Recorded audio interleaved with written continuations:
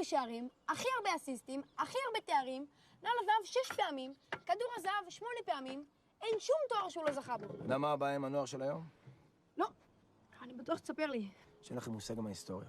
אין ספק שמסי שחקן אדיר, אחד בדור. אבל אי אפשר להשוות אותו לפלא ומרדונה. אז זה המשחק האגרסיבי, היום כל נגיעה זה פאול. מה אמרת? פרדונה?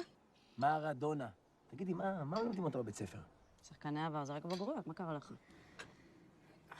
מסי בהרבה יותר טוב. מרדונה. מסי. מרדונה. מסי. מרדונה. מסי! מרדונה. טוב, אפשר לשמוע את הוויכוחים האקדמיים שלכם לזמן יותר מאוחר? תיאבון. אם אתם שואלים אותי, אני חושבת שאבוקסיס הוא השחקן הטוב ביותר בעולם. איזה אבוקסיס? מסי. איך משמעות הקשר על בכלל אני מסי? עושה אבוקסיס מי זה למסי? אבוקסיס הזה בכלל?